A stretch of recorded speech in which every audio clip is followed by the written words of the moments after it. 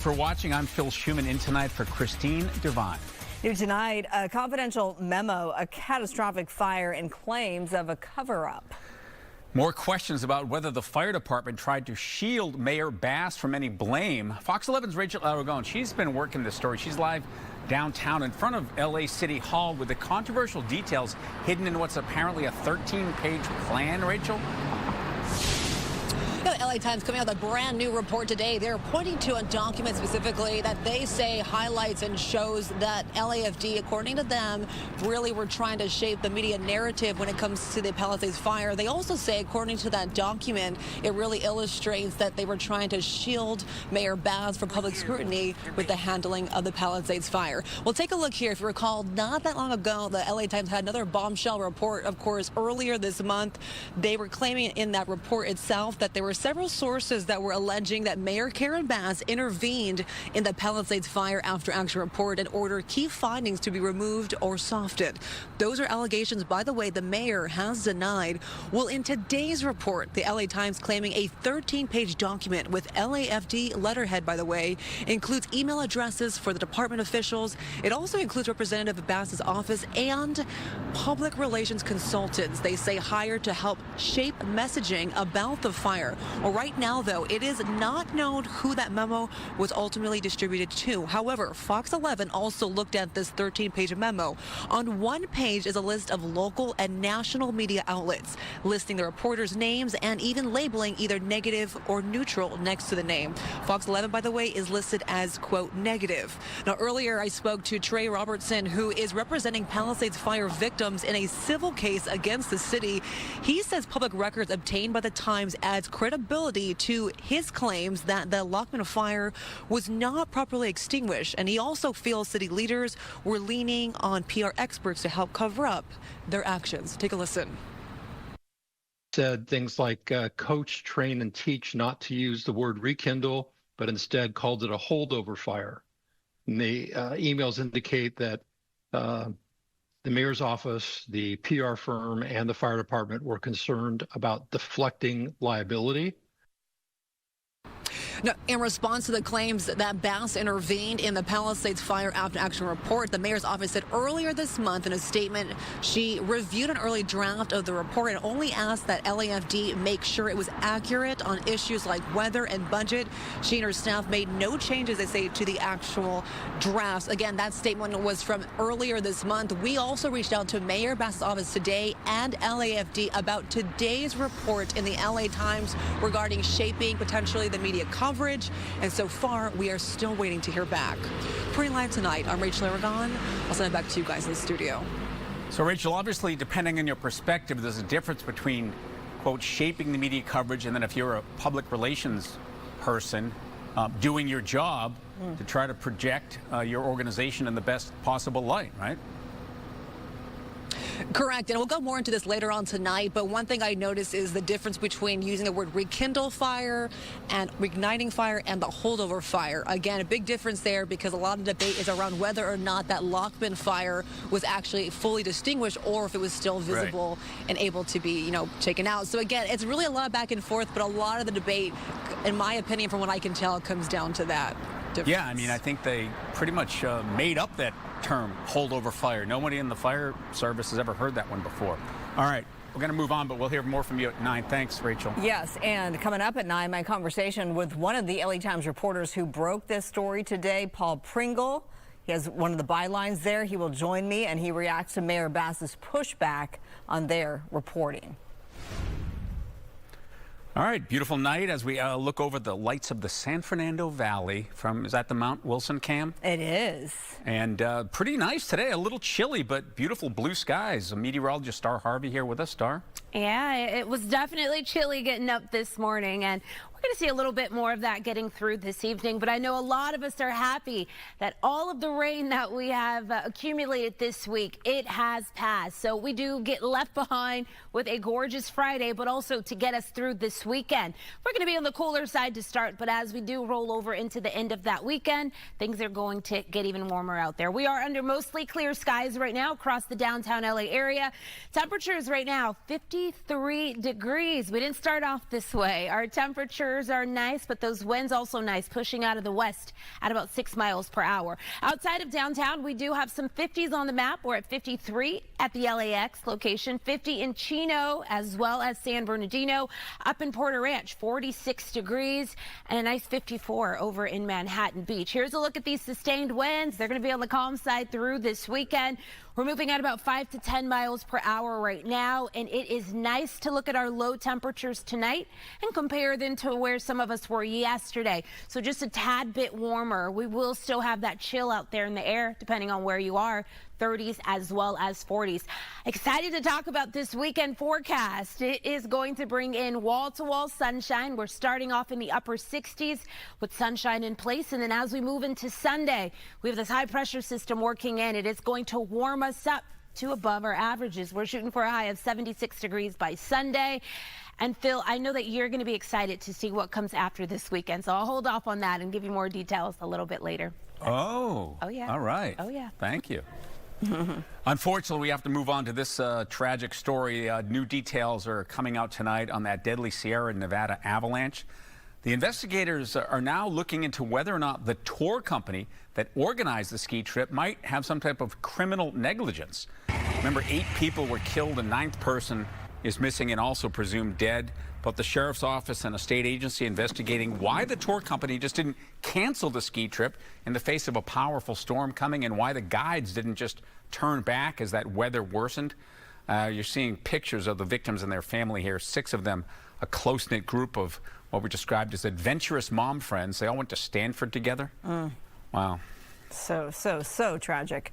President Trump says his tariff fight is far from over. He's pledging to use alternative legal routes after a Supreme Court decision demolished a major pillar of his economic and foreign policy. Caroline Shively reports. A defiant President Trump says he's going around the Supreme Court ruling and implementing a new 10% global tariff. I'm ashamed of certain members of the court, absolutely ashamed. President Trump irate at Friday's ruling from the Supreme Court, striking down his sweeping reciprocal tariffs, a major blow to his signature trade policy. Foreign countries that have been ripping us off for years are ecstatic. They're so happy. In a 6-3 decision, the justices ruled levying tariffs was the job of Congress. Chief Justice John Roberts writing, the framers did not vest any part of the taxing power in the executive branch. This huge amount of money, hundreds of billions of dollars at stake, you want to see Congress authorize the president to explicitly impose tariffs. Despite the president's disappointment, stocks rallied after the news, with many, but not all, business owners expressing relief. I imagine there's a flurry of activity right now with importers, small businesses, auto parts importers, anybody you can think of, sneakers, athletic wear, raincoats. Pull it in right now. Not every tariff is going away. The administration used a separate law to slap tariffs on steel and aluminum, cars, copper, and lumber. Justice Kavanaugh, who wrote the dissenting opinion, said the ruling might even require the U.S. to issue billions of dollars in tariff refunds to businesses, a process he acknowledged is likely to be a mess. In Washington, Caroline Shively, Fox News. And the most recent government data shows the United States has already collected at least $130 billion in tariffs. Local businesses say they'd welcome a refund of what they've already spent. Fox 11's Nick Garcia has that story. Supreme Court's decision that most of President Trump's sweeping tariffs are illegal had some businesses breathing a sigh of relief, but not Yeti Housewares appliances in downtown LA. At least not yet. Last year has been it's been volatile, right? It's been a fluid situation. Every day things are changing. But we've adapted, so we've raised prices. Owner Bobby Javahari says he's had to raise prices up to 30% on the household items his company sells to retailers. Most of his products come from China, which he says hasn't had to pay a dime for the tariffs. We get billed by the United States Customs and Border Patrol, and we pay them. We, meaning the importers. Governor Gavin Newsom calling for refunds, saying in a statement, quote, time to pay the piper, Donald. These tariffs were nothing more than an illegal cash grab that drove up prices and hurt working families. Every dollar unlawfully taken must be refunded immediately with interest. Cough up. Give me my refunds, right? That's what every importer is asking. How can we get our refunds? of all the tariffs that we've paid. It may be too early to know what could happen next, but the U.S. government might be required to refund billions of dollars. As of January, there was $289 billion in revenue that we have received from tariffs. Financial advisor David Kanani says it could be a complicated process to actually distribute refunds. I wouldn't look for any immediate good news or changes, but I think if this thing continues as they decided today, we might see lowering of prices for the consumer in the long haul. Nick Garcia, Fox 11 News. Well, this afternoon, I spoke to California State Attorney General Rob Bonta about the Supreme Court decision. He told me he expected the High Court's ruling. No surprises, but very gratified because this is a big deal. This is really important. I'm grateful for the relief that now will be experienced by our families, our businesses, including our mom and pops, workers who all have suffered because of these unlawful tariffs that have been very harmful to so many people across this country and throughout California. Is it now up to the lower courts to decide how and if those refunds will be issued? How, yes, not if. The U.S. Supreme Court's decision could have been a decision that focused only on prospective forward-looking relief, meaning that they could have struck down the tariffs going forward and said there's no relief for what has already happened, and they didn't say that. So it's clear that relief is available retroactively, backward-looking relief, meaning you can get a refund for the amounts that you've had to pay because of the unlawful tariffs. Well, by the way, a new poll in the California's governor race, which Bonta actually talked about entering at one point, right? But didn't. Decided to run re-election. These are some numbers. Steve Hilton, the Republican, 17%. Chad Bianco, 14%. Eric Swalwell, 14, 10. Undecided, though, is still 21%.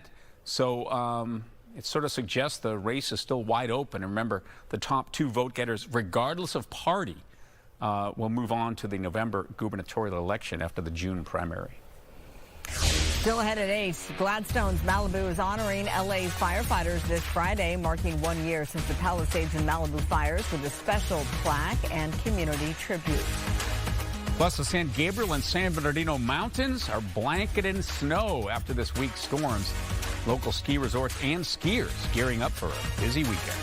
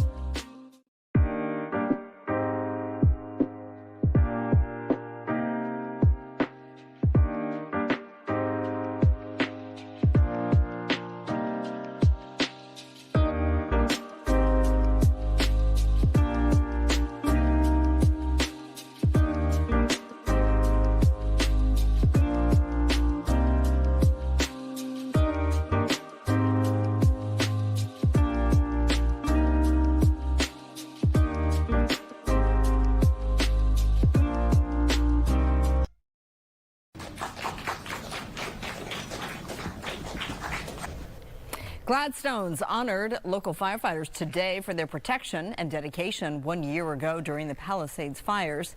The iconic Malibu restaurant unveiling a plaque commemorating the courage and service of the Los Angeles Fire Department. Several dozen firefighters were on hand for the ceremony. Well, all the storms this week have turned the San Gabriel and the San Bernardino Mountains into what we're calling a winter wonderland. It's also going to be a very busy weekend at the local ski resorts because of all that. Check out Fox 11's Mario Ramirez trying to snowboard.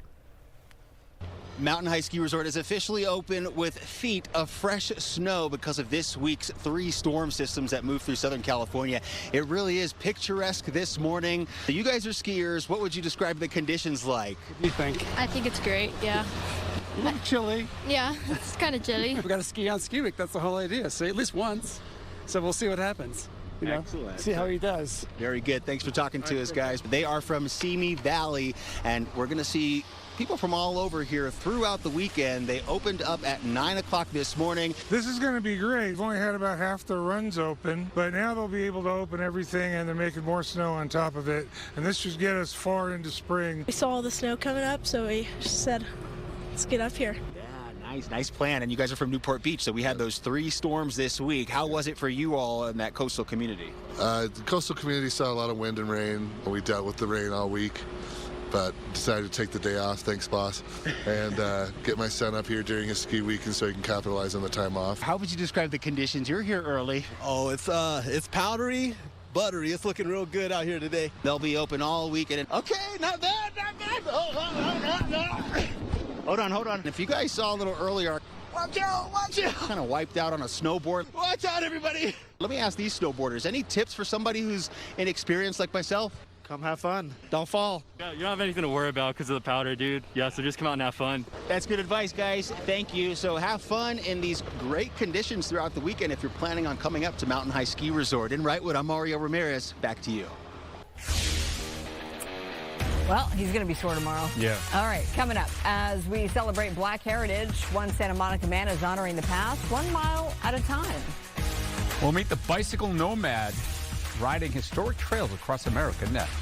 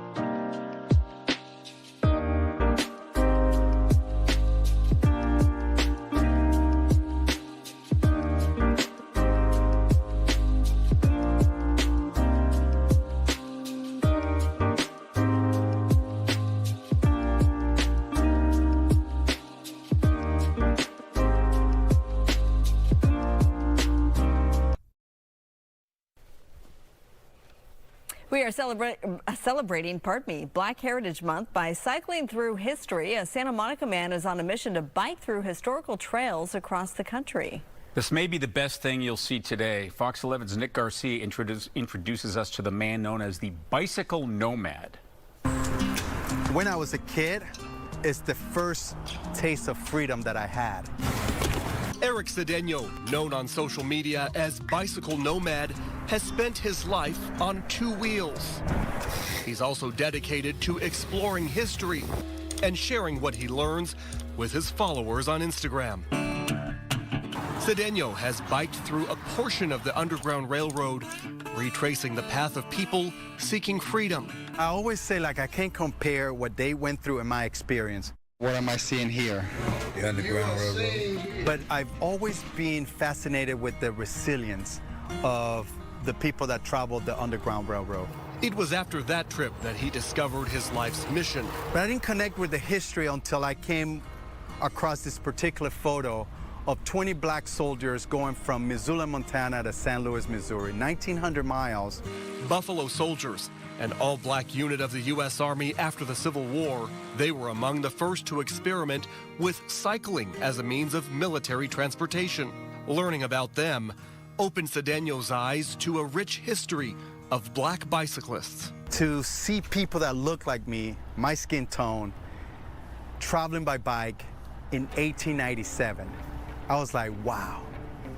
I just became fascinated. I became fascinated because I was like, man, that could have been my grandpa or my great-grandfather. In 2022, he pedaled through a portion of the exact route those soldiers took. When I do trips, I want to do it as historically as possible. I want to camp where they camped. I want to take the route that they took. I want to do the miles that they took. He says it's not lost on him that the freedoms he enjoys now were the dreams of those men. Every day I will call out names of Private John Finley, Mingo Sanders. What happened here? Cedeno's been able to identify 9 of the 20 soldiers and says he will spend his life working to identify the other 11 and teaching people about them. This is not my story, this is their story. But whether cycling across state lines or through the streets of Santa Monica, their story is part of his story. My dad is such a wise man, and he was like, I think you were the one who was chosen to tell this story, and that carries a lot of weight. And yet when he gracefully glides through history on his bike, he appears weightless. In his words, free. Nick Garcia, Fox 11 News. Weather is sponsored by My Home Sold. We told you that'd be the best thing you've seen all day, right? Bicycles as military transportation. I hadn't heard that. I never knew that. Interesting. You also probably like seeing the clear skies. And meteorologist Star Harvey, good to have you on this Friday night. It's so good to be here with you all. And, not just clear skies out there, Marla, but I know a lot of us are so happy to be done with the wet weather. But also those windy conditions. And another thing added is that we are going to warm up moving into this weekend. We did have some of the coolest temperatures this week and what we've seen in the last 4 years. So there's that. We have dry conditions out there. It is still rather cool. But again, as we do get through this weekend, we will start to see those temperatures rebound. We do have another cold night in store. That is going to be tonight. And then waking up tomorrow morning, if you do have those early Saturday plans, getting out, walking the dogs, taking the kids to some sports, or maybe just going out for a walk or a jog, make sure that you are dressed appropriately. As we move into this weekend, the sunshine not just returning, but we are also warming up day to day. We'll start in the 60s by Saturday, and then by Sunday we'll land in the 70s. And then as we move into next week, we do have a high pressure system that is moving in, and it should keep us not just dry, but also with that warmth in place. Here's a look into tomorrow. This is what's happening off to not just the north, the Pacific Northwest. We do have this low pressure system offshore there, and with that system aloft, we do have a lot of moisture driving in. Now, the good news with this, both Saturday as well as Sunday, is that this moisture moisture should stay up north as we move into this weekend, but also next week. We'll be keeping our eyes on this high pressure system. This system down to the south of us will do its part in keeping this wet weather away from us, not just for the weekend, moving through the start of next week, the middle, but also this is carrying into Friday. And you'll see how that wet weather did stay off and away from us. As we are keeping the wet weather away from us, we have not done too bad this week. In fact, we've had our year-to-date water totals jump up. We're over 18 inches, and usually we're sitting just right above that 9.5-inch mark. So that does put us in a surplus. We are over or close to, I guess, 9 inches more than what we would usually see for this water year so far. So above average there. We're also going to see our temperatures moving into next week above their averages as well, above normal. You'll see most of the nation here is going to trend with those temperatures above where they are typically at. Here's a look at those low temperatures for tonight. Even though the warmth is headed this way, we do have another cool one in place. We're going to see those temperatures drop down into the mid to low 40s for the LA area tonight. But again, we do make a nice rebound by the time we get through this weekend. I'll have those details and your 7-day forecast coming up. For now, back to you. Thank you, Star. Still ahead, a protester says she was shot in the face by a rubber projectile fired by an LAPD officer at her downtown anti-ice rally. Now she's suing. Also, good news for taxpayers. The average IRS refund is up 11% this year. Who's seen the biggest boost and why fewer people have filed so far? And this is Ed Lascos. Tonight, we are live in Anaheim. A card shop hit again. They're after the valuable Pokemon card. Seems Team Rocket strikes again. Stand by for that.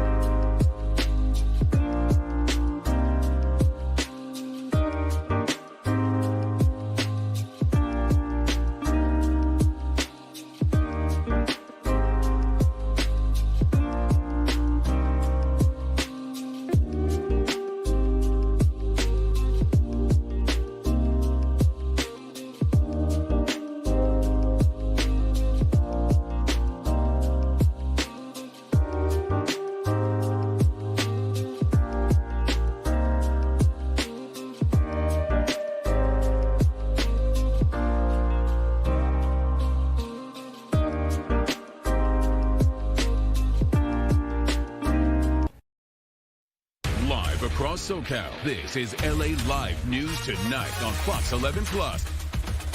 Well, thieves pull off a wild heist in Anaheim, tunneling through walls to steal thousands of dollars worth of Pokemon cards. Sounds like a job for our Ed Lascos as police are searching for the suspects. Ed, this isn't the first time that these valuable cards have been stolen, right? Yeah, you're right about that, Phil, and it's not the first time that this card shop is hit by Team Rocket. Yeah, you know, I say that because those are the bad guys in the Pokemon legend. But in any event, that's the cards they're after, big-time money cards, and they target the shop.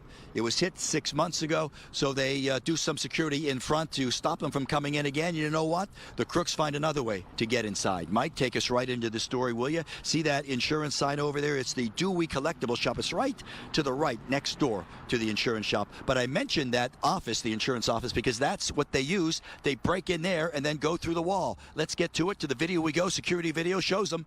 4 of them here, if you count them. They smash the window in the front door. They crawl through, and then they're inside that insurance office. They go into the back. They find the adjoining wall. They smash through the drywall, and in a matter of seconds, they go through. They smash through, and they are inside the Dewey Collectible Card Shop.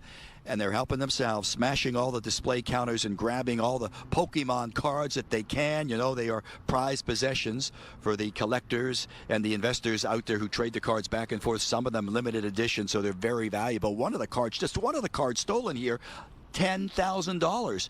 And they're saying all of the loot totals easily over 100 grand of Pokemon cards. They pretty much cleaned out that card shop. No wonder the folks inside say these 4 crooks, they really know what they were looking for. Listen. So they knew what they were doing. From what our assumption is that they have come in through the daytime and scouted the area, know where like the display cases are, know where to go and everything, and know where our weak spots are. And knew what cards they wanted. Oh, hell yeah. One of the cards we had was estimated to be $10,000. For one card? For one card. So they came right through your wall? Yeah, through the wall. So we have it covered up with the scaffolding and, well, wow. Sorry. Right through. Yeah. They dropped their phone. Police end up getting the phone as evidence for the forensics team. You're kidding. So they could probably find this dummy. Yeah, they could probably find them. They could probably trace the phones because the phone was unlocked. I'm telling you, not the smartest when you think about it. In that video, you saw them. They took the precautions. They had gloves on to hide their fingerprints. They had masks on to hide their faces. But one of them drops the cell phone. Yeah, you bet. Investigators from Anaheim PD have that now. They're working on this case. Also, the security video to that point that they're thinking these guys probably cased this store before coming in. So they're looking at the video to see if it matches any of their descriptions. So they're hot on the trail. But Phil Marley, you know that these cards have been a top prize because we've seen other card shops. One in West LA a couple of months ago hit where they took again a couple of $100 grand in these Pokemon cards. It's a surge that's been targeting these card shops really all across the country the last couple of months. Ed, to your point, wouldn't it make sense for them to put them like in a safe or some type of more secure storage when they're closed? I mean, doesn't that seem obvious? Well, yeah. They're so valuable? Well, yeah, I did ask that. Yeah, I did ask the nice fellow that. He said they have the ones that are really, really valuable. They do have a safe and they put them in there, but their selection is so large they don't have enough room in that safe. The ones they put in the safe, when you talk about how valuable they are, you know, the collectors, and it's very serious to them, they give some of their top cards to card shops like this so they could display them, maybe sell them to other traders. So those are the ones that they really protect very much. They had those in the safe. The other ones that were left out open. And sadly for this place, think about it, 2 times they've been hit in the last 6 months, really taking it right on the chin. All right, well, that's one way to put it. Cell phone's probably a pretty good clue. Yeah, right. Catch the bad guys. So all right, Ed. Yeah, really. Thank you. You bet. A protester injured at an anti-ICE demonstration in downtown LA last month is suing the LAPD after being shot in the face by a less than lethal round. Fox 11's Christina Gonzalez has the story.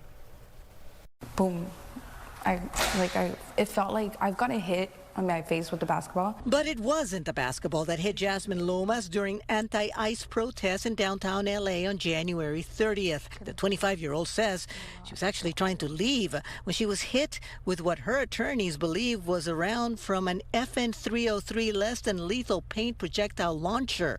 LAPD has been using them at protests as a court-ordered safer option than the 40-millimeter rounds, which were causing too many injuries. And it doesn't seem to be, right? I mean, you've seen the damages caused to Jasmine.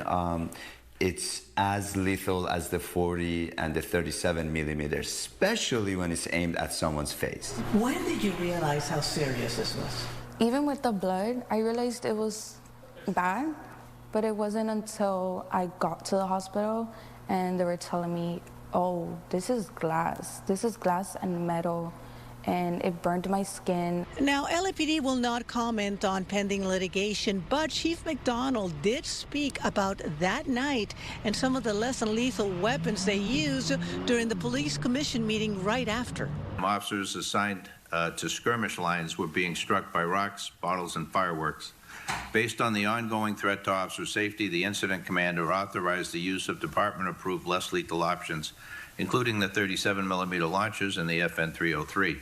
These tools were used only after repeated dispersal orders failed and criminal activity continued. But Lomas insists she was not in front of the detention center chaos, but at Temple and Alameda, guiding someone to pick her up and get out of there. It was very uncalled for. I was just standing there.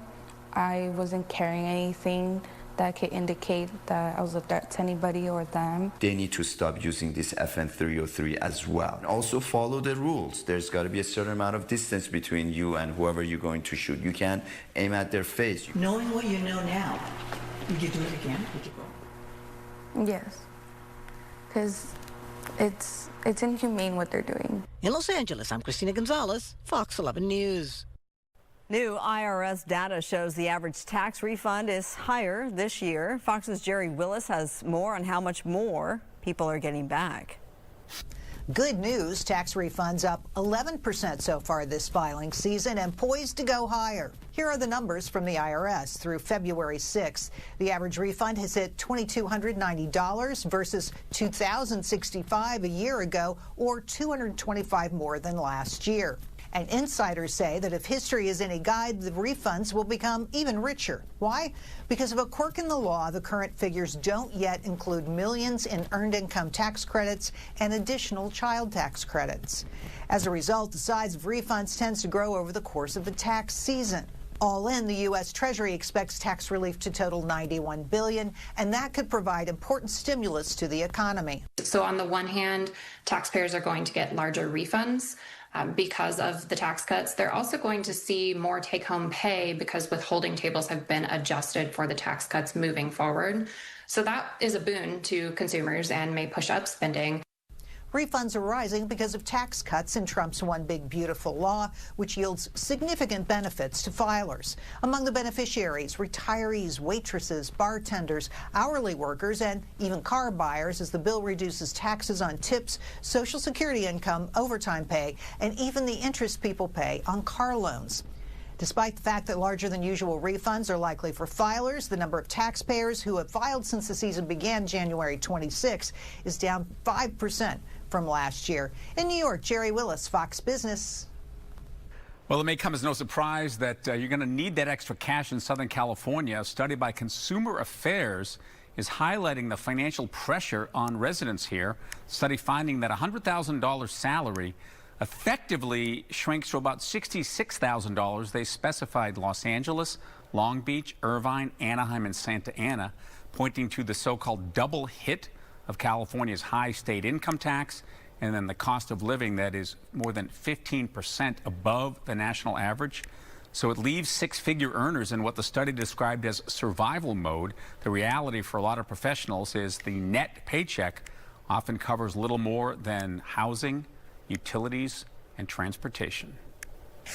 The search for Nancy Guthrie is nearing the end of its third week, with investigators still chasing leads with no major breaks in the case. The Pima County Sheriff's Department says detectives are pursuing genealogical DNA clues and tracking items seen on surveillance video. Authorities have cleared all family members and say thousands of tips continue to pour in as the investigation remains active. Well, with the search for Guthrie lasting for weeks now, her disappearance is making some people reevaluate their own safety. Criminal justice experts are analyzing myths surrounding when to file a missing persons report as they provide tips about how to help law enforcement enhance a search if a similar problem strikes. Fox's Chris DeMeo explains that.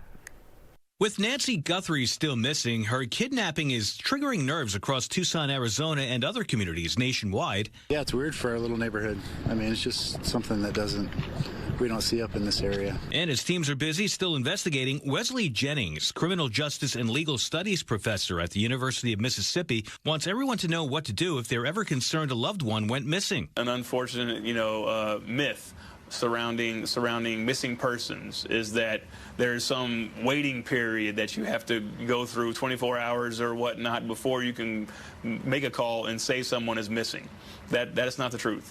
The degree to which, as soon as you as a family member determine or think, have a valid, intuition that your family member is missing, that's when you call law enforcement. After reporting them gone, Jennings recommends building a timeline of their last known whereabouts and says it's critical not to interfere with or enter the potential crime scene. Don't clean up their room. Don't put their clothes away. Don't, do the laundry or whatnot. Like, leave it.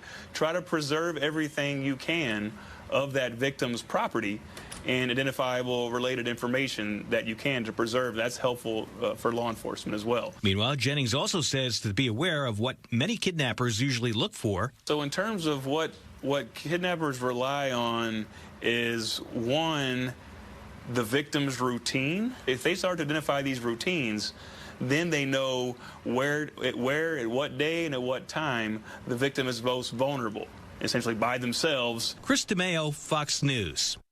I don't know if you follow this story, but it's kind of controversial. The city of Beverly Hills is now walking back its original explanation for shutting down a huge weekend event tied to NBA All-Star Jaylen Brown, the Celtics, at a Truesdale home. This was last weekend when the NBA All-Star game was in town.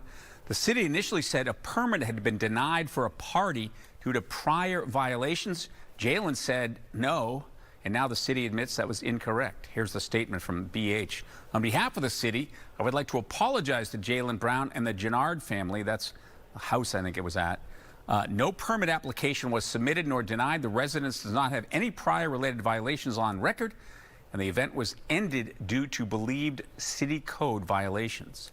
Brown's not happy with the city's apology. Says, quote, "We remain open to a constructive resolution with the city of Beverly Hills." The Celtics All-Star says he lost more than $300,000 on the event. Parts of the Moreno Valley Mall are shutting down after being deemed unsafe by fire officials. Officials say the mall's systems pose life-threatening risks, like fire hazards, and repairs are required by law. Macy's, JCPenney, and Harkins theaters will stay open since they meet safety standards. The city of Moreno Valley and Riverside County Fire are prioritizing community safety while supporting affected businesses.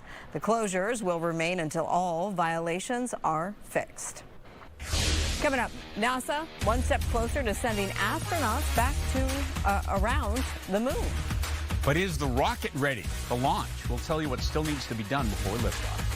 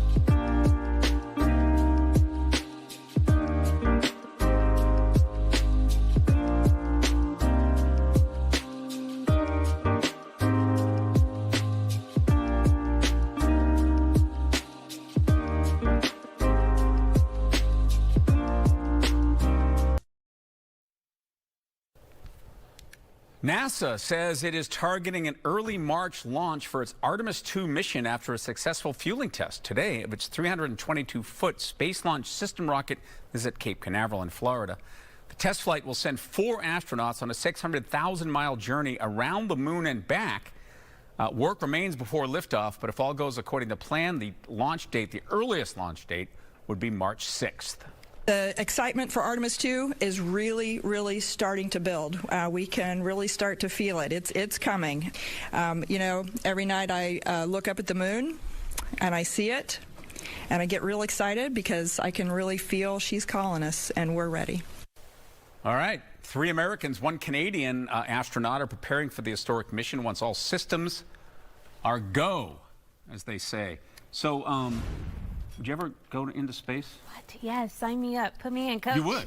Absolutely. That doesn't surprise me. Yeah. Her name's Star. Yeah, She's a good point. She's a meteorologist. I expected her to say yes. I was just asking. If anyone's out there wants to send me to space, yeah, call the desk. Would you guys go? Maybe. You know what? If I had the opportunity, I wouldn't be able to say no. Yeah. I'd have to say yes. Yeah. I'd be nervous. I'd be scared. For sure. Actually. Me too. But, I'd do it scared. Yeah. But I like to do things that I'm scared of, including anchor with this guy. Oh, sign me up for that too. No, I would do it if you guaranteed 1,000% that it was safe. Well, No, I mean, can you imagine? I know we have to get to the weather, but you think back to the early space, the John Glenn and the original guys, like, that had never been done before. Right. Wow. Talk about courage. Yeah. No. All right, Star. For the sake of mankind. Yes. Right. And womankind as well. Yes. Yes. You know, weather, right? Let's get to the weather. We got some good weather. We got gorgeous weather. Finally, when I walked in here, Phil said, Star, I do not want to hear about any rain. I said, I can. Well, because Adam kept talking about, there's a 20% chance of rain, but there's a 15%, and then it's not really going to come. Yeah. So it's. We got to talk about that because there will be someone out there that will say, you said no. All right. And then look, there's a raindrop on my windshield. Okay, well, we just used up all your time. Sorry. It's okay. We got not too much to talk about. We have beautiful conditions tonight, and then rolling across this weekend, more beautiful conditions. Take a look at that low temperature, 38 degrees, the coldest in 4 years. That's what we woke up to across the downtown LA area. Temperatures, 58 degrees for our highs. That puts us well below those normal 10 degrees off there. But as we do move into the weekend, we'll be bringing those temperatures up starting tomorrow. We'll be closer to that normal. And then by the time we get to Sunday, we are seeing our temperatures come in above our normal. Now, LA is not the only one that saw that temperature 10 degrees below their averages for today. You'll see we had 30s in the mix, but we also had a lot of 40s as well across some of our high deserts, our mountains in the 30s, our low deserts checked in the 60s for today. And then we did have some of Ventura County out across the Inland Empire. Temperatures touched 50 degrees for our highs today. Now, again, we woke up this morning chilly. 38 degrees for the LA area. We are going to see some of those temperatures reflected once again tonight. We're expecting to see 20s across the Palmdale area, teens across the mountains. My goodness. And yes, we will still have 30s to low 40s stretching across most of the LA basin. As we do head into this weekend, we are tracking a low pressure system. It is due to stay away from us. We do have high pressure close enough moving into this weekend and early next week to go ahead and keep that moisture suppressed away from us. As far as this high pressure system, it will begin to work the west coast here, moving not just into the start of next week, but also the middle, and it will carry us through the end of next week as well. So we are expecting to remain on the drier side through the next several days, and then those temperatures, they are going to shoot up as well. We'll be in the upper 60s for tomorrow, but notice how those temperatures, there's a little bit of a roller coaster ride here, right? But for the most part, those temperatures will be riding above their averages. And by the time we get to this time next week, we're expecting to see those temperatures at 82 degrees. And just a reminder, we are still exactly a month away from the start of our spring season, even though it's not really feeling like winter getting into the next week. Back to you. All right, Star, thank you. A staring contest between 2 long-necked neighbors is winning hearts online. Video from the Memphis Zoo shows baby giraffe Rahisi sizing up an ostrich in a nearby habitat. The adorable face-off has racked up more than 1 million views, with the zoo joking Rahisi has met the neighbors. Hello. What are they thinking? You got to be kidding me. All right. Phil, that story's all for you. Oh. You got to admit, it's Do we have cute. the Japanese monkey update? Well, not in later. this hour, All but right. we have. You gave it at 5. All right. We love our animal stories. We still do have some more news ahead at 8. But first, here's a preview of what's coming up at 9. Fire fallout. Did the LA Fire Department shield Mayor Karen Bass from backlash over the Palisades fire? A new confidential memo could hold the answer. We speak to the reporter who broke the story about what he uncovered. Plus, potholes popping up all over town after those recent storms. We're live with what's being done to fix them ahead at 9.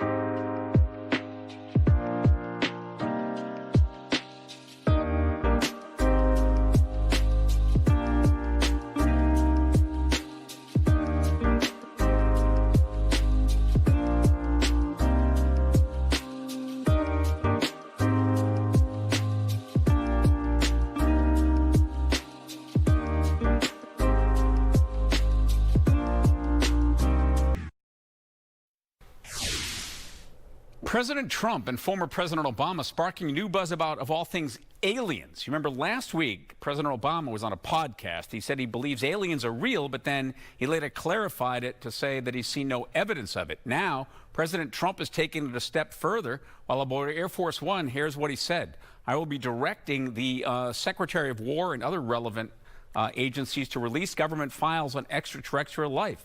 He says Obama shouldn't have spoken about that because it's classified. Apparently not anymore. Are aliens real? They're real, but I haven't seen them. The aliens are real. Well, I don't know if they're real or not. I can tell you he gave classified information. He's not supposed to be doing that. He made a big mistake. Area 51, you heard of that, right? In Nevada, long rumored to hold alien secrets, was revealed actually to be a test site for spy planes. So a lot of Pentagon investigators have looked into the UFO reports, found no evidence of alien visits, of alien technology. In fact, the 2024 report officially concluded that the sightings of so-called USOs were misidentified ordinary objects. They didn't quite specify what those ordinary objects were. But the debate continues. Apparently not. It's the definitive word. They don't exist. They do not. The Pentagon said, both presidents. All right. We're not going to settle that here. Don't go anywhere right now. We're not done yet. LA Live News Tonight continues at 9 right after the break. We'll see you at the top of the hour.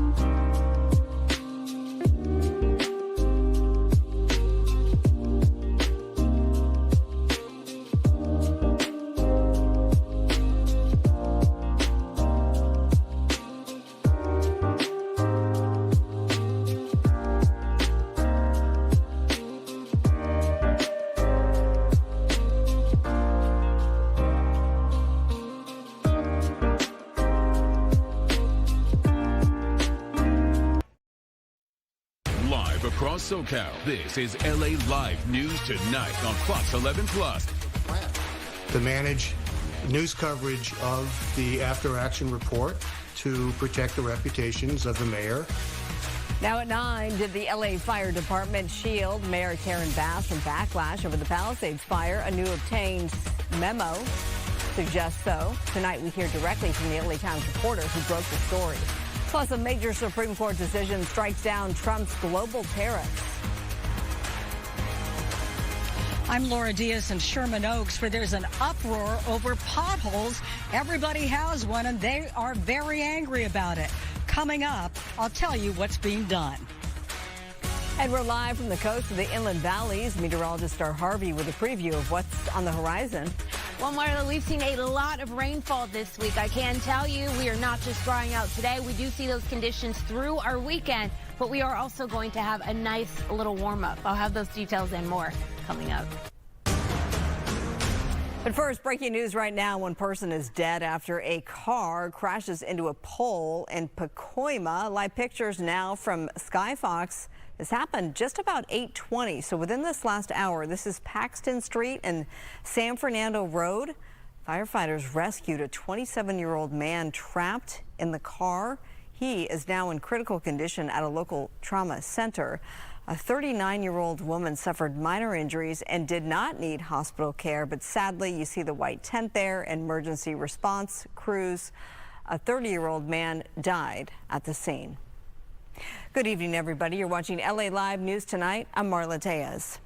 A new report from the LA Times uncovers a confidential memo showing the Los Angeles Fire Department worked to protect Mayor Karen Bass from criticism over the city's response to the Palisades fire. It details efforts to manage media coverage and adjust findings in an after-action report. Well, tonight, I spoke with one of the reporters behind this investigation. I asked him about the biggest takeaway from his reporting. The day before the after-action report came out, their priority in this strategic plan was to protect the reputations of the mayor, the city, and the LAFD. It was a very elaborate plan, 13 pages long, and this sort of comes on the, this sort of dovetails with our other reporting about how the after-action report had been watered down to, lessen any potential criticism of the mayor, the city, and the department leadership. So in a way, this was not a surprise, but it was certainly an important finding that this was actually the top priority in this plan built around the release of the after-action report, which was to protect these reputations. Right. As you say, quote, reputational harm. What's been the response from the mayor? And we should note that we did reach out to the mayor for our own response. What did you find? Her response was that she repeated her denials that she had nothing to do with watering down the after-action report. She pointed to the PR firm that was working with the fire department as the driving force behind this. I'm paraphrasing, of course, but nothing she said has in any way challenged our reporting factually. The 13 pages that you've shared it, so I'm looking at it myself. What struck you the most out of those 13 pages in terms of trying to protect reputation? Well, it struck just that statement itself was the lead-off statement in the report, in the plan. That was the purpose of the plan, to manage news coverage of the after-action report to protect the reputations of the mayor, the city, and the LAFD leadership. That was by appropriately so. It topped the plan. It was the top line of the plan.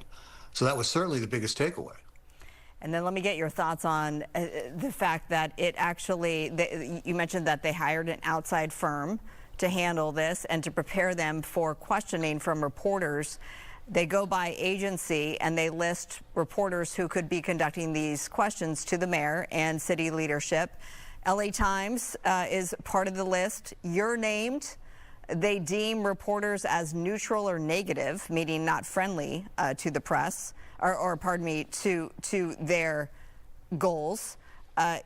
You were among the LA Times team to be deemed negative. Our Gigi Graciette, who had a really remarkable interview with former Fire Chief Kristen Crowley, she was deemed negative, to be negative to the city and the mayor. Your thoughts on that? I really don't have any thoughts specifically about that. We're reporting the truth, verified facts. The mayor has made it clear she's not happy with a lot of our reporting. The last story we did, or the story before that, she said it was fabricated. It wasn't fabricated. We are going where the facts lead us, and we're revealing these things because they're very important, not just to the victims of the fire, but to the city itself.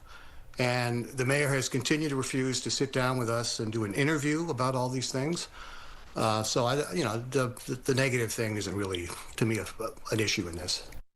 Our thanks to Paul Pringle for joining me tonight. Now, both Fox 11 and the LA Times have reached out to LAFD for a response to this report. As of right now, neither of us have received a response. Meantime, Fox 11's Rachel Aragon, she's live downtown outside LA City Hall with a reaction to this controversial new LA Times reporting. Rachel? Yeah, Marley, also got a chance to really look into that 13-page memo we just referenced right now with that reporter, of course, from the LA Times. One thing that really stood out to me was the fact that there were talking points or messaging points listed out for the fire chief, and one of which seemed to stress, or for him to stress rather, that this was a, quote, unprecedented event. Again, that goes against what some people are saying, which is the fact that the city should have been more prepared and that this could have been prevented. Well, take a look here. This report comes on the heels of another report by the LA Times just a few weeks ago, if you recall. That explosive report alleging that Mayor Karen Bass intervened in the Palisades fire after action report and ordered key findings to be removed or softened. As we know, those are allegations, though, that she has denied. Well, earlier I spoke with Trey Robertson, who is representing Palisades fire victims in a civil case against the city. And he says public records obtained by the LA Times adds credibility to his claims that the Lockman fire was not properly extinguished. And he also feels city leaders were leaning on PR experts to help cover up their actions. Take a listen. Said things like coach, train, and teach not to use the word rekindle, but instead called it a holdover fire. And the emails indicate that the mayor's office, the PR firm, and the fire department were concerned about deflecting liability.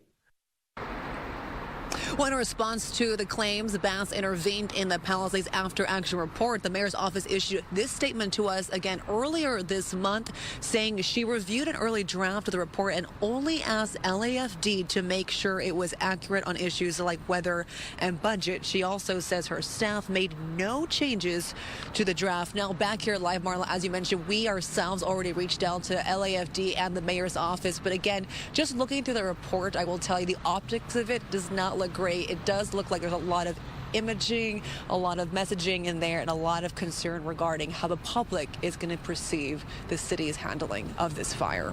Reporting live tonight, I'm Rachel Aragon. I'll send it back to you. And when I spoke to one of the reporters who broke the story, Paul Pringle, you just saw my conversation with him. I asked him what's next, and he basically said in so many words, more to come when it comes to this. Does that surprise you or those you talked to tonight? It does not. And in fact, I talked to that attorney right there who represents the Palisades fire victim. He says it feels like every other day there is something new coming out, and he was not surprised about today's LA Times report. All right, more to come. Rachel Aragon, live for us downtown. Thanks so much. Meantime, there was a protest today outside Southern California Edison offices in Irwindale. Eaton Fire survivors demanding the utility pay up after the deadly and devastating wildfire. I want to know to Edison, do you guys really want to help us? If you do, you come rebuild our houses for us. You come do that. Today's protest, organized by Adina Rise Up, a coalition of groups demanding justice. Southern California Edison says its electrical equipment most likely caused the Eaton fire. The groups want Edison to provide emergency relief payments of up to $200,000 for each household displaced by the fire. The protest happening on the same day as Edison hosted its Black History Month celebration. In a statement, an Edison spokesperson says the company's wildfire recovery compensation program is the quickest path forward for eligible individuals and businesses to receive compensation as a result of the direct impacts of the Eaton fire. He added the funds can be used for interim housing. Well, a major Supreme Court decision has President Trump fuming, especially at two justices he appointed. Coming up, here why he's calling their votes an embarrassment to their families and why businesses are demanding billions back. And potholes are taking over Los Angeles streets after recent storms. We're live with how the city is working to patch them up. Plus, a daring heist in Anaheim. Thieves tunnel through walls to snatch thousands of dollars in Pokemon cards. A closer look at why these cards are such a hot target. As we push into this weekend, we are continuing to say goodbye to all of the rain, but we're going to be welcoming in some warmer conditions. I'll have those details and more on the other side of this break.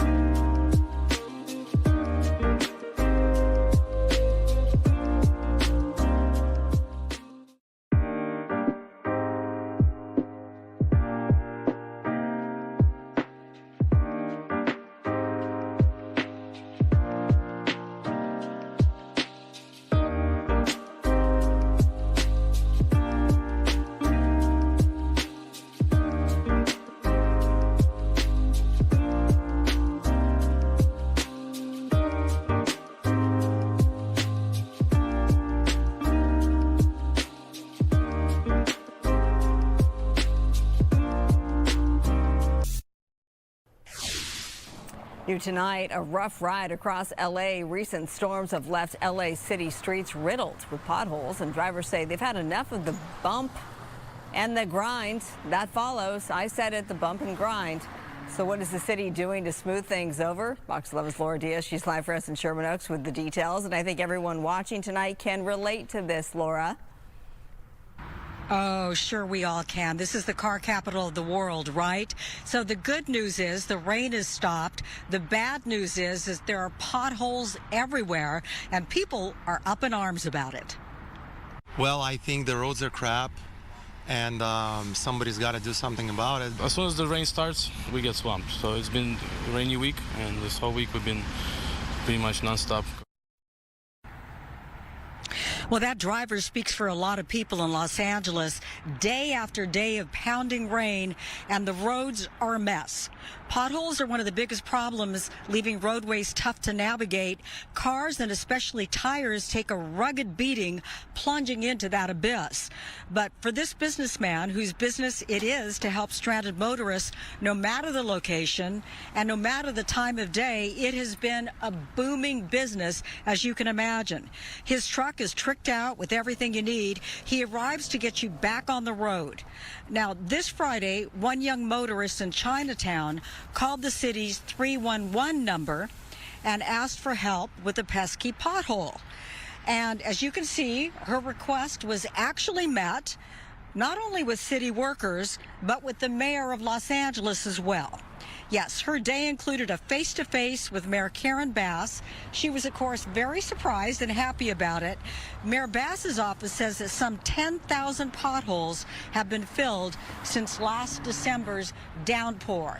But when you think about it, Marla, really, it rained through so much of December right around the holidays. We got again in January and then again this month. So a lot of folks are really discovering when they try to get to school, when they try to get to work or wherever they have to do to run their errands, that it's really problematic because of those potholes. So according to the mayor's office, they're on top of it, but there's still more than enough to go around. Marla, back to you. More than 10,000 potholes to fill. I can't imagine that they have the crews, the manpower to fill these all.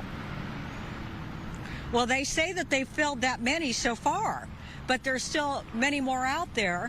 And I can imagine if you worked night and day, you probably still wouldn't get to all of them, because every time it dries out, then another rainstorm comes in. And I'll leave that to the professionals, the meteorologists. We have such capable people there in the newsroom. But at least it looks like this next week coming up looks dry. That's so right. That's that good is right. news. Yeah, good news. That's amazing. They've already filled that many. All right, Laura, thank you so much. Weather is sponsored by American Career College. Live look. Look at those black skies on this Friday night, high above LAX right now. No rain, and Laura's called it, right? She's right, because that's what you've been forecasting. There's no rain in sight. Thank goodness, meteorologist Star Harvey. Yes, no rain. We are forecasting dry conditions over the next several days. So while our weather is not too bad out there at LAX, look at that traffic getting into those terminals. My goodness, I have a friend that just came into town, Shelby, and she had to sit through a little bit of that. I can tell you, for everyone else coming to visit us here on the West Coast, we have a gorgeous weekend ahead. So sad for everyone that came in earlier this week and are turning around to get out of here because you are missing the gorgeous weather. Today we did wake up with our temperatures on the chilly side, especially across our mountains and some of our deserts.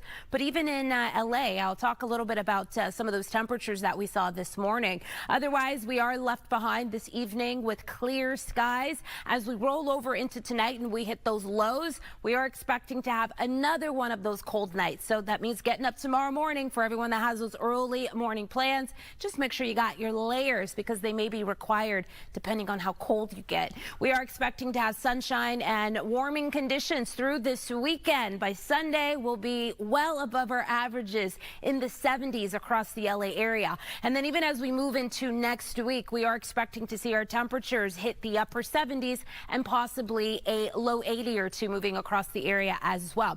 Now, we do have some precipitation. It is holding off to the north of us, and you'll see the Pacific Northwest really taking in a drenching, not just for tomorrow, but also this weekend. Now, for us here across Southern California, we do have high pressure working its way into the mix, and with this system, it is going to keep that moisture off to the north of us, and not just through our weekend, the early parts of next week, but take a look into the middle of next week and also through Friday. I went ahead and rolled our future cast. It is a simulation of our satellite and radar, and we did see that wet weather stay away from us. So we are forecasting those drier conditions, and we're not doing bad in the rainfall category, especially when we look at this water year so far for the downtown LA area. So far, we've received over 18 inches of rainfall, so that does put us in a surplus. We are above by more than 8.5 inches. So no rain in the next several days is what we're forecasting, but we are also expecting to see our temperatures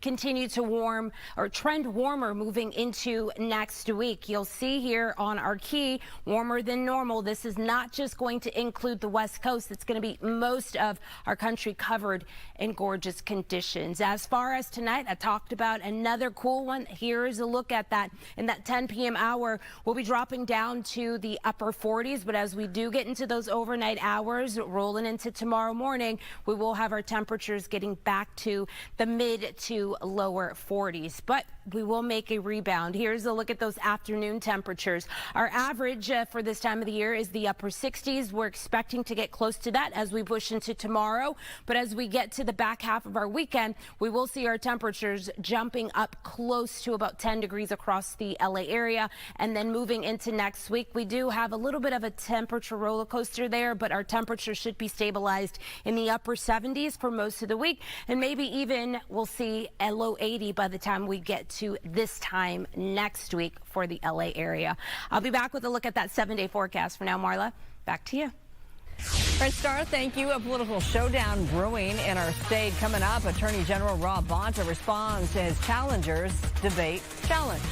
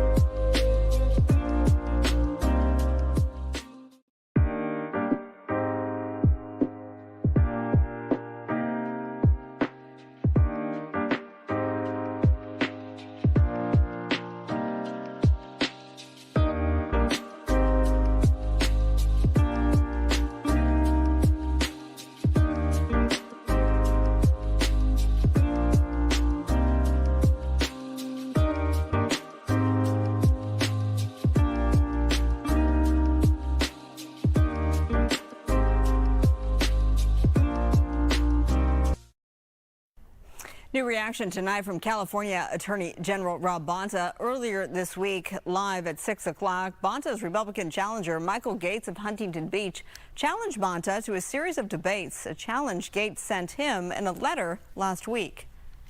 Do you have a response to this? Is this something that you will take into consideration? Will you debate him? Matt Gates? Michael Gates. Michael Gates. I'm not really familiar with him, and not familiar with any letter either. Are you familiar with him in any way, shape, or form as the former city attorney of Huntington Beach elected? I remember a city attorney by the name of Gates that we defeated regularly, who was acting lawlessly and unlawfully and unconstitutionally time and time again at the city of Huntington Beach. I believe that person left and left a hot mess behind him in the city of Huntington Beach with all of the actions and that he took that were so unlawful. And then I think he joined the Trump administration and then was fired, asked to leave, dismissed, left on his own. I don't know what it was. I don't know if he has a job now, but that's what I know of that person. He did go to the Trump administration, and now he is running for Attorney General on the golden ticket, as they call it, with Steve Hilton. So now that you are a little bit more aware of this, is this something that you would consider a debate with him? I think Steve Hilton, since you mentioned him, brought a lawsuit challenging Prop 50 that was dismissed out of hand and suffered an embarrassing loss. I'm not aware of any letter. If I get such a letter, I'll review it and consider it, but I'm not aware of any letter. Right there, that was a look at Gates' letter to Bonta dated February 12th. Now, also to clarify, Gates' resignation from the DOJ was disputed, but he produced an email showing that his voluntary resignation was accepted by the Trump administration late last year. With all of that said, stay tuned for a potential debate. This is Ed Lascos. Tonight, live Anaheim, a card shop hit here targeting the valuable Pokemon cards. Sounds like the dirty work of Team Rocket to me. Stand by for that. All right, Ed, we are standing by. Plus, a possible act of terrorism near the Hoover Dam. Police say a man rammed his car into a power substation gate, leaving behind weapons and extremist materials. Those details ahead.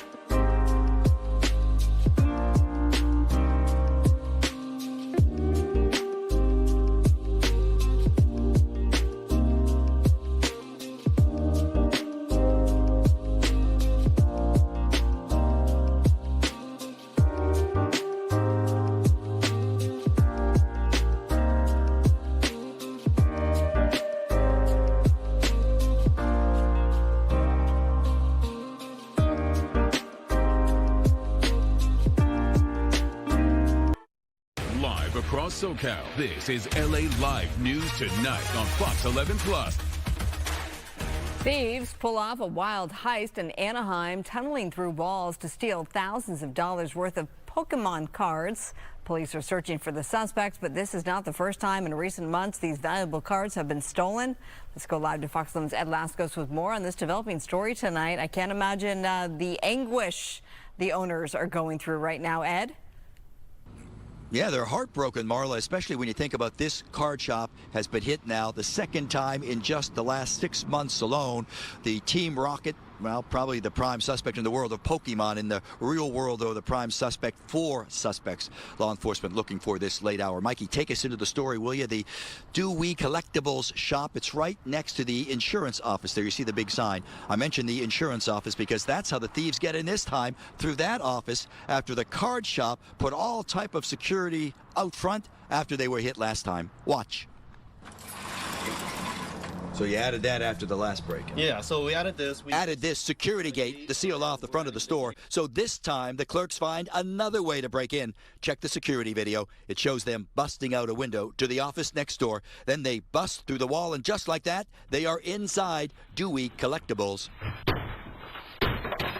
They have come in through the daytime and scouted the area, know where like the display cases are, know where to go and everything, and know where our weak spots are. And knew what cards they wanted. Oh, hell yeah. The cards they want are the valuable Pokemon cards, prized by collectors and investors who trade cards. And we're talking top dollar cards here. You had one that was really, really expensive? Yeah, so one of the cards we had was estimated to be $10,000. For one card? For one card. They pretty much clean out the shop, stealing cards worth more than $100,000, but that's not the saddest part. It's very devastating in the fact that we got broken into, but at the same time, we kind of expected it, which is kind of a crazy thing to say. But after seeing that a lot of shops have also been broken into, it's all part of a surge in robberies, all targeting card shops and those exclusive Pokemon cards. This one goes down in West LA a few months ago, and now it happens yet again in Anaheim, the second time they're hit in the last 6 months. They came right through your wall? Yeah, through the wall. So we have it covered up with the scaffolding and, well, that's our right neighbors. through. Yeah. They dropped their phone. Police end up getting the phone as evidence for the forensics team. You're kidding, so they could probably find this dummy. Yeah, they could probably find them. They could probably trace the phones because the phone was unlocked. Now live, imagine that, not the brightest stars, as they say, huh? Think about it. They went out of their way wearing gloves to hide their fingerprints, masks, so you can't see their face, and yet they leave behind that cell phone, unlocked cell phone. And Marla, you bet, police working on that hot lead tonight. They want to catch these 4 suspects ASAP. I'm sorry, Ed, did I miss it? The first time that they were broken into and burglarized, did they get those guys, or is this the same crew, we think? I don't know that, as a matter of fact. Okay. We don't know if they actually made an arrest. Don't quote me on this as we talk to everybody here. But I was going to say, I don't think so, because the owners would have told me that. So I think this might have been a different crew. Although we don't know. They do know one thing, though, because they think that these guys were probably coming in the shop daytime hours, regular hours, casing the place. Yeah, casing because when they out. broke in, you know, you saw, they knew exactly where to go, right? Yes, they did. And they got away with quite a bit. But they left that cell phone. We'll follow up. I know. All right, You Ed. Thanks. The court said that I'm not allowed to charge even $1. I can't charge $1. Their decision's incorrect, but it doesn't matter because we have very powerful alternatives. The Supreme Court ruling President Trump's global tariffs are illegal, but he's pushing back. Today, Trump announcing a new 10% global tariff effective almost immediately. Earlier, the court voted 6-3, saying his previous tariffs violated federal law. Despite the setback, Trump's latest order is allowed under trade law, but will expire in 150 days unless Congress extends it. Well, the most recent government data shows the U.S. has already collected at least $130 billion in tariffs. Local businesses say they'd welcome a refund of what they've spent. Fox 11's Nick Garcia reports. The Supreme Court's decision that most of President Trump's sweeping tariffs are illegal had some businesses breathing a sigh of relief, but not Yeti Housewares appliances in downtown LA. At least, not yet. Last year has been all it's been volatile, right? It's been a fluid situation. Every day things are changing. But we've adapted, so we've raised prices. Owner Bobby Javahari says he's had to raise prices up to 30% on the household items his company sells to retailers. Most of his products come from China, which he says hasn't had to pay a dime for the tariffs. We get billed by the United States Customs and Border Patrol, and we pay them. We, meaning the importers. Governor Gavin Newsom calling for refunds, saying in a statement, quote, "Time to pay the piper, Donald. These tariffs were nothing more than an illegal cash grab that drove up prices and hurt working families. Every dollar unlawfully taken must be refunded immediately with interest. Cough up." Give me my refunds, right? That's what every importer is asking. How can we get our refunds of all the tariffs that we've paid? It may be too early to know what could happen next, but the U.S. government might be required to refund billions of dollars. As of January, there was $289 billion in revenue that we have received from tariffs. Financial advisor David Kanani says it could be a complicated process to actually distribute refunds. I wouldn't look for any immediate good news or changes, but I think if this thing continues as they decided today, we might see lowering of prices for the consumer in the long haul. Nick Garcia, Fox 11 News. Well, earlier tonight, I had the chance to talk to California State Attorney General Rob Bonta about the Supreme Court decision. He told me he expected it. No surprises, but very gratified because this is a big deal. This is really important. I'm grateful for the relief that now will be experienced by our families, our businesses, including our mom and pops, workers who all have suffered because of these unlawful tariffs that have been very harmful to so many people across this country and throughout California. Is it now up to the lower courts to decide how and if those refunds will be issued?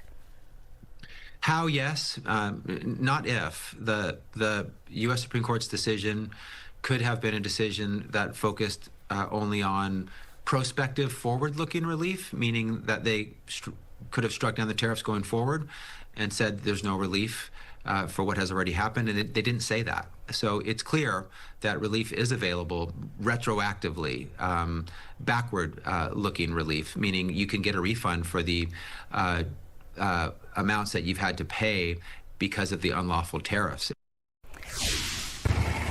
New details on the deadly Sierra Nevada avalanche now. The investigation looking into whether or not the tour company that organized the ski trip is criminally negligent. 8 people were killed. A 9th person is missing and presumed dead.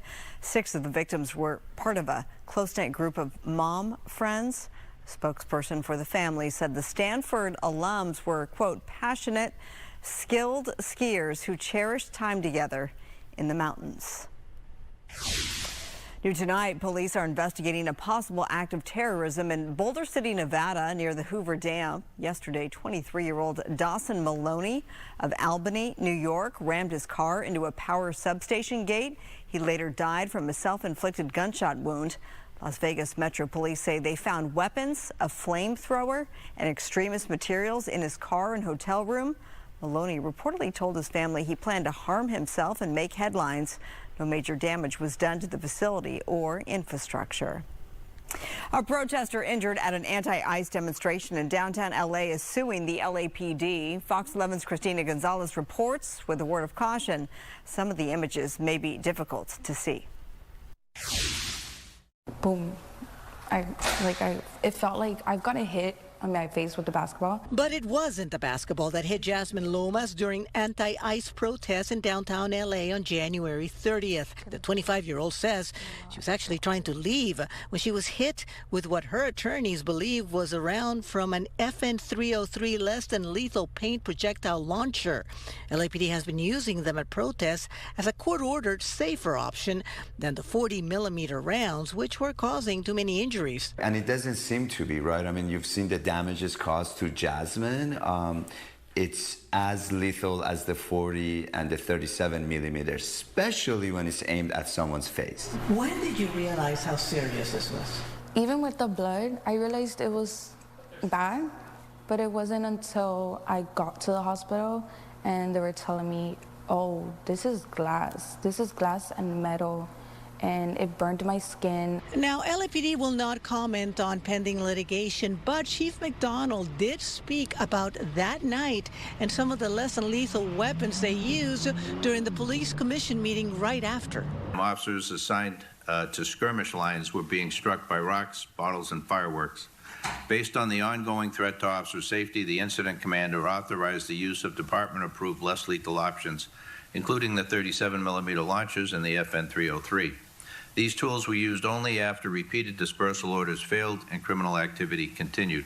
But Lomas insists she was not in front of the detention center chaos, but at Temple and Alameda, guiding someone to pick her up and get out of there. It was very uncalled for. I was just standing there. I wasn't carrying anything that could indicate that I was a threat to anybody or them. They need to stop using this FN 303 as well. And also follow the rules. There's got to be a certain amount of distance between you and whoever you're going to shoot. You can't aim at their face. Knowing what you know now, would you do it again? Would you go? Yes, because it's inhumane what they're doing. In Los Angeles, I'm Christina Gonzalez, Fox 11 News. Up next, award season heats up in London. The BAFTAs are this Sunday with top contenders battling it out for the year's biggest honors. But which film is already sparking major buzz? Find out tonight at 10. And some killer options at the box office this weekend. Movie critic Gray Drake joins me next. As we roll into this weekend, we will be under sunshine, plenty of it, but also warmer conditions. I'll be back with that, but also the week ahead, some gorgeous conditions as well after this break. But first, here's a live look at Big Bear Resort. According to their website, it's chilly right now, 18 degrees. Yeah, I'd say that's chilly. I think Star would agree with me on that one. As we're looking there, obviously it's closed for the night, but yeah, I can just feel it through that live look. All right, hope you're staying warm if you're joining us tonight from Big Bear. More to come. Stay with us.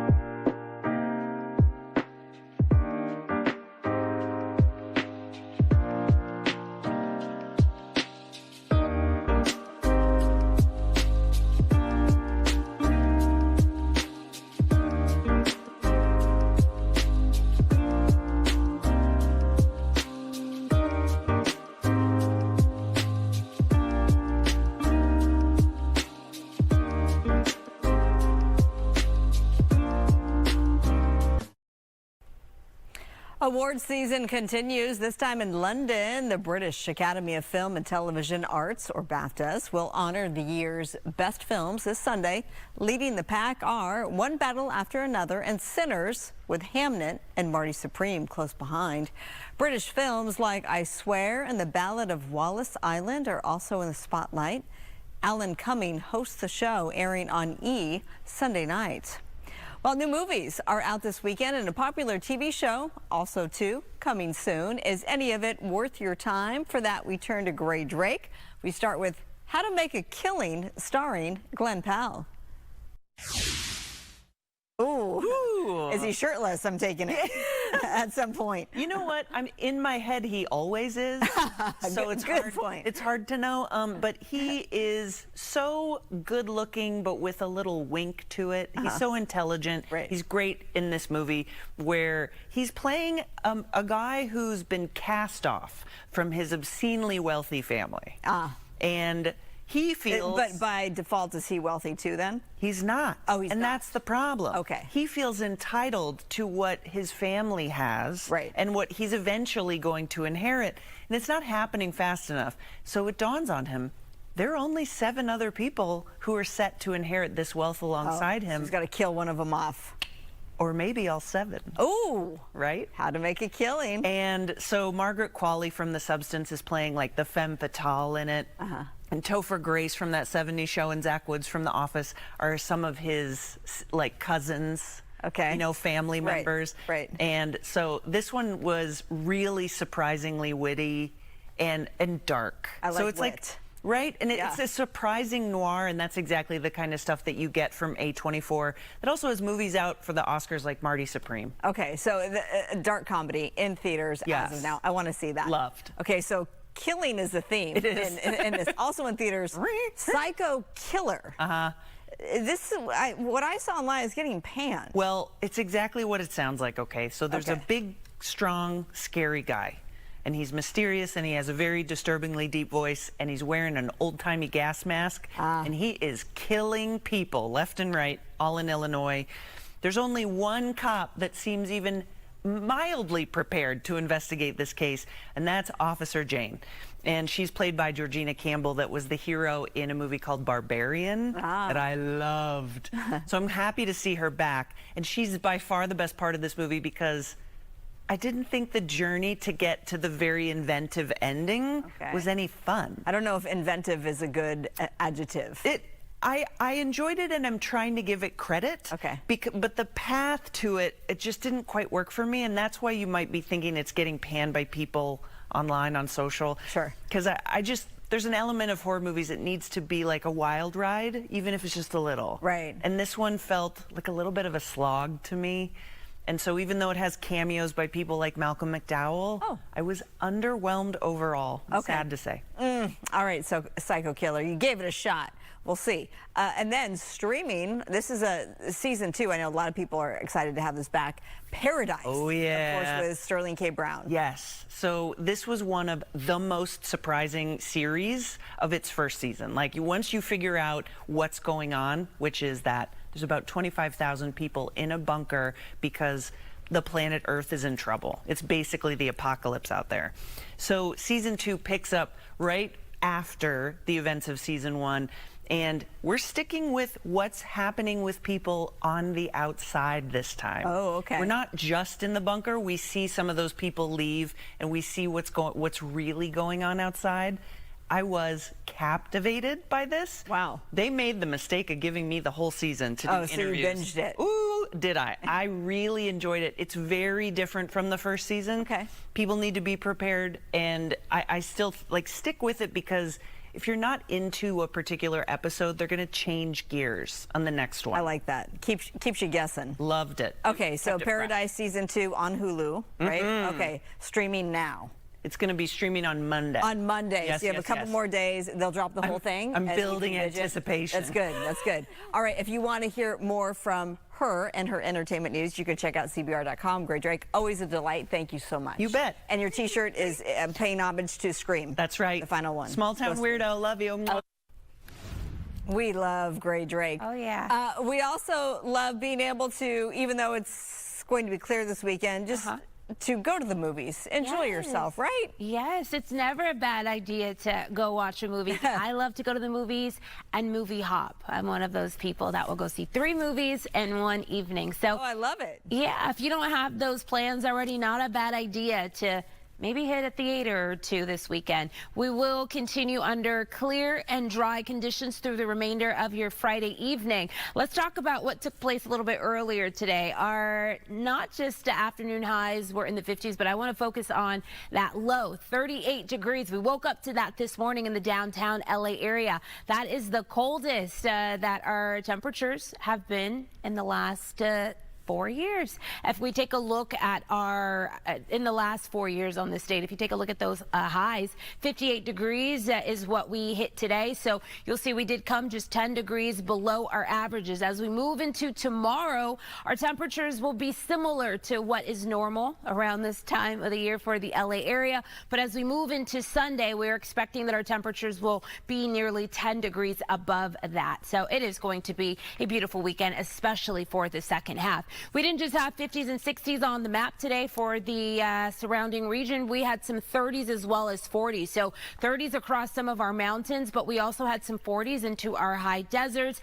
And then our low deserts did make it into the 60s for this Friday. Now, we did wake up to those cool temperatures this morning. We are going to do so once again, rolling into our weekend. So tonight, our lows are expected to be chilly for some of us. In fact, below freezing across the Fraser Park area, our high deserts, Victorville, and then our mountains will be coming in the teens. For the LA basin, a lot of us are going to see our temperatures in the upper 30s to lower 40s. So we just got to get through one more night of that before we start to see our mornings and our lows start to warm back up. We do have low pressure off to the north of us. We also have high pressure sitting down to the south of us. So it will keep all of the moisture associated with that system off to the north of us. So rolling through this weekend and most of next week there, we are going to be on the drier side, but also we are going to get a nice warm up that will be accompanying us through the next several days. Here's a look at that sunshine wall to wall this weekend. We're talking 69 for tomorrow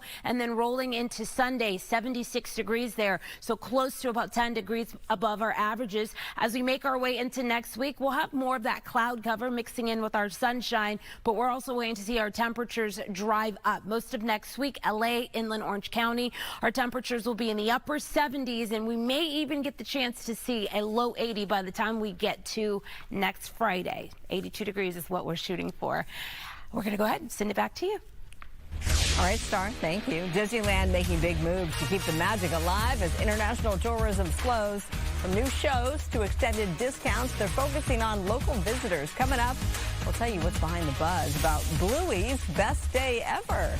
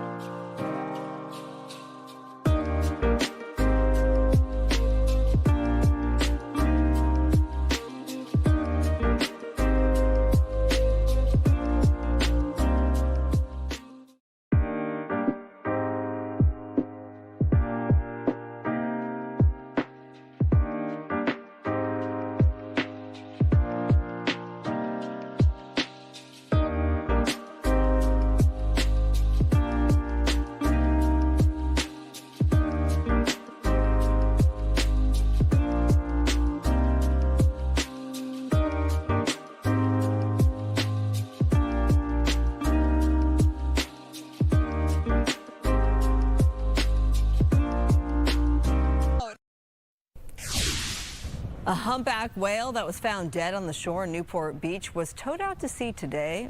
Video from the Citizen app shows the body earlier this week. Carcass when it washed up between 10th and 11th Street on the Balboa Peninsula.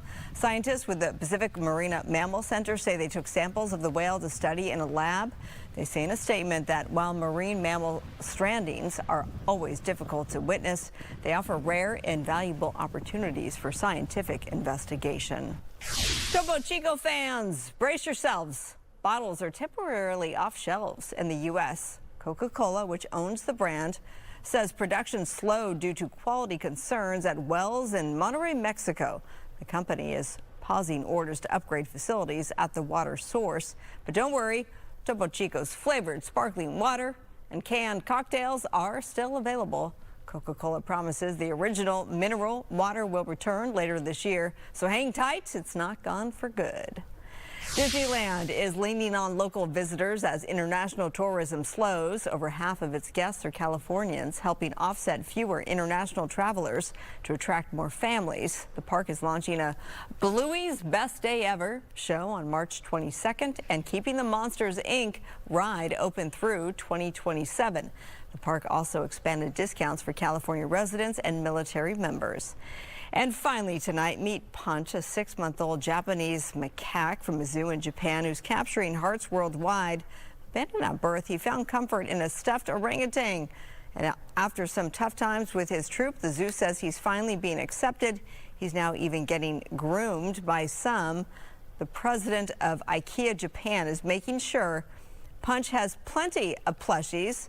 There are even keychain versions of the stuffy. But right now it appears they are sold out. That doesn't surprise me. All right, that does it for us for Friday night. Thanks for being with us here at LA Live News Tonight. Our 10 p.m. newscast just minutes away with Phil Schuman. He'll see you there. Have a great weekend.